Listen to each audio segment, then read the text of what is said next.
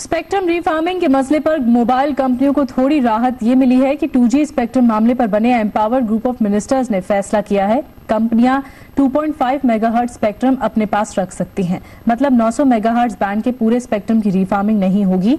Telecom मंत्री कपिल सिब्बल के मुताबिक कंपनियों को 5 मेगाहर्ट्ज से ज्यादा स्पेक्ट्रम रिन्यूअल के समय लौटाना होगा।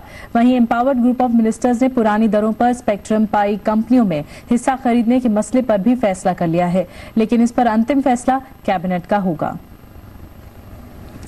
चलिए इसी पर ज्यादा चर्चा करते हैं राजन मैथ्यूज से। हमारे साथ इस वक्त डीजी COAI से जुड़ चुके हैं। मिस्टर मैथ्यूज, स्वागत है आपका जी बिजनेस में। What's your reaction, first reaction over the जो कि फैसला आया है, over the reactions of EGOM orders आ चुके हैं कि जो स्पेक्ट्रम रीफार्मिंग है उसे अलाउंस मिल गया है। We from the industry believe that this particular decision is a non-starter for the industry because at 2.5 megahertz of spectrum, it's not really very usable. So most operators, if that is the option given to them, will rather not take it and just go and migrate to the 1800 megahertz spectrum, because with only 2.5, you lose a significant amount of that for signaling, for other administrative purposes, and it's not really very usable. Mr. Matthews, what will be the impact on the telecom companies? So there are a couple of impacts. First of all, the moment this is finalized by the government, the operators, if they choose not to stay on 900 and move, will have to take an impairment charge. This is a write-off for the equipment that is presently being used and the 900. That is equivalent to about 20,000 plus crore rupees of of a write-off. Secondly, what you're going to have to do, there is an almost a like amount that will have to be invested immediately in new BTSs, which are cell towers, to compensate for the lost ones.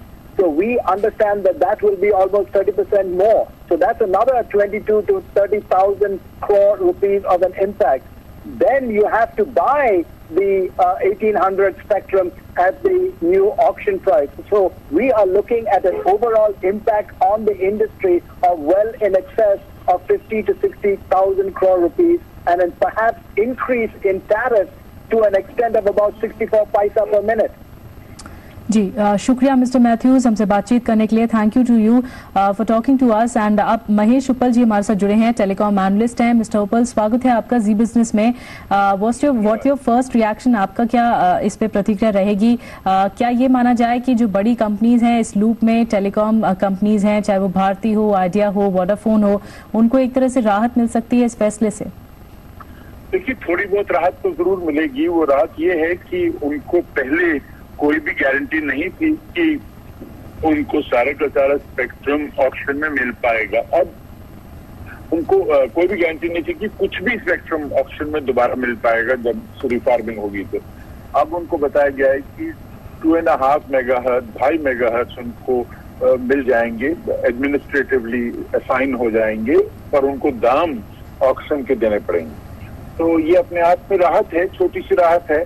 इसमें जो risk है वो कम हो जाएगी, पर दाम तो घटेंगे नहीं उनके लिए, बल्कि खर्चा उनका काफी बढ़ जाएगा। जैसे कि आपने राजन मैथ्यूज से सुना कि जो ऑपरेटर्स जिनका ये स्पेक्ट्रम रिफार्म हो रहा है, उनके लिए तो कई हजार करोड़ों का चक्कर है।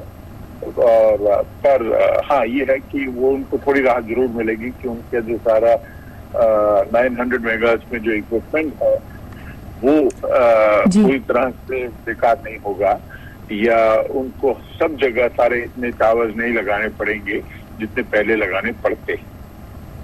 मिस्टर उपल, एक यहाँ पर ये अहम सवाल भी है कि ठीक है, उन बड़ी कंपनियों के लिए तो एक राहत की बात होगी कि स्पेक्ट्रम रीफार्मिंग नहीं हो रही है 900 मेगाहर्ट्ज के लिए, लेकिन जो कंपनियां 2.5 मेगाहर्ट्ज यूज कर रही है, उससे ज्यादा यूज कर रही है, उसका सब्स्टिट्यूट तलाशने की कोशिश है रीफार्मिंग।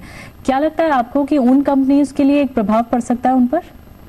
देखिए, इसमें कोई शक नहीं है कि रीफार्मिंग जो है उसके कई पहलू हैं, और एक पहलू ये भी है कि कंपनियां जिनको 900 मेगाहर्ट्ज स्पेक्ट्रम मिला था, उनको उनके लाइसेंस खत्म होने पर, उन लाइसेंस की एक्सपायरी के बाद ये स्पेक्ट्रम उनके पास रहे या ना रहे, और मेरा अपना मानना है कि उस ऑप्शन ये रीफार्मिंग के अगेंस्ट कोई भी नहीं कह सकता, क्योंकि ये सही है कि यदि आपका लाइसेंस एक्सपायर हो गया है तो आपको जो उसके साथ स्पेक्ट्रम मिला था उसकी राइट्स भी आपकी नहीं रहती हैं। पर ये हमें समझना चाहिए कि किसी भी सिचुएशन में यदि हम इतने 1000 करोड़ सेक्टर से निकाल देते हैं और वो दाम सीधे गवर्नमेंट के पास चले जाते हैं, तो हम उतने ही पैसे जो नेटवर्क में लगने चाहिए थे वो अब कहीं और दे रहे हैं, जो किसी भी ग्राहक के या किसी के भी हित में नहीं हो सकता। तो मेरा मानना है कि रिफॉर्मिंग अच्छा आइडिया है, और जिस तरीके से किया जा रहा है वो उससे किसी को उससे नुकसान ज्यादा होगा, खासकर उन कंपनियों को जिनका रिफॉर्मिंग स्पेक्ट्रम रिफॉर्म होगा और जिनके खर्चे बढ़ेंगे। जी मिस्टर उपल, ये भी अहम सवाल है कि अब टेलीकॉम स्टॉक्स पर हम किस तरह का इम्पैक्ट देखेंगे, क्योंकि अगर एनालाइज किया जाए तो लंबे समय से टेलीकॉम कंपनियां मांग करती आई हैं कि अब चलिए ऑक्शन की बात भी आएगी 2G स्पेक्ट्रम के मामले पर, जो कि आगे गाइडलाइंस जारी होंगी, उसके बाद ऑक्शन प्रक्रिया भी शुरू होगी। क्या लगता है आपको कि ये जो रीफार्मिंग की पूरी प्रक्रिया है, जैसा कि आपने जिक्र भी किया कि रीफार्मिंग का फॉर्मेट ठीक है लेकिन तरीका ठीक नहीं है जो ये सरकार के द्वारा आगे बढ़ाया जा रहा है, आगे किस तरह का इम्पैक्ट रहेगा टेलीकॉम कंपनीज पर? देखिए, इसमें कोई दो राय नहीं हो सकती कि टेलीकॉम कंपनियों के लिए जो हालात हैं वो काफी हद तक बिगड़ गए हैं और उनके खर्चे जो हैं कहीं बढ़ गए हैं। इसमें कोई शक नहीं है कि स्पेक्ट्रम की नीलामी करना एक बहुत अहम रिफॉर्म है जो होनी चाहिए थी, पर नीलामियां कई किस्म की होती हैं और जिस किस्म की नीलामी हम करना चाह रहे हैं जी, वो मेरा मानना है कि वो गलत है, जिसकी वजह से हमें काफी परेशानियां आएंगी। और अभी जो 10-15 दिन में जो 12 दिन में ऑक्शन शुरू होने वाला है उसके लिए भी आसार अच्छे नजर नहीं आ रहे हैं। तो ये गवर्नमेंट को देखना पड़ेगा कि ये अपनी जो नीलामी का जो डिजाइन है, जो ऑक्शन डिजाइन जिसे कहते हैं, उसको कितनी जल्दी वो बदलते हैं और बदल पाते हैं कि नहीं, ये इस पर निर्भर करेगा टेलीकॉम कंपनियों का स्वास्थ्य। जी मिस्टर उपल, जाहिर सी बात है कि अब ये देखने वाली बात होगी कि ऑक्शन प्रक्रिया किस तरह से आगे बढ़ाई जाती है, लेकिन जो आज फैसला लिया गया एम्पावर्ड ग्रुप ऑफ मिनिस्टर्स की तरफ से वो भी काफी अहम फैसला है। जो रीफार्मिंग की बात कही जा रही थी, अब 900 मेगाहर्ट्ज रीफार्मिंग नहीं होगी 900 मेगाहर्ट्ज की, और 2.5 मेगाहर्ट्ज से ज्यादा की रिफॉर्मिंग होगी, तो उन कंपनीज के लिए एक तरह से मुश्किल भरी घड़ी हो सकती है। शुक्रिया महेश उपल आपका हमसे बातचीत करने के लिए।